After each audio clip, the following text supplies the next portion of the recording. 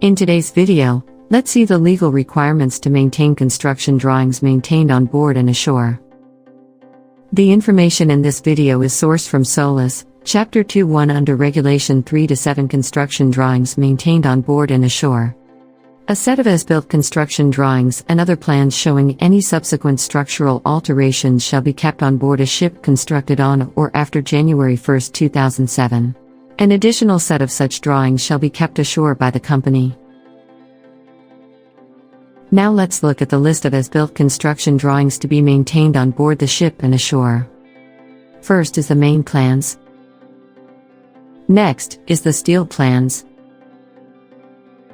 Here is the detailed list with sample pictures. In main plans, the following drawings should be maintained: general arrangement, capacity plan, hydrostatic curves, loading manual, where required.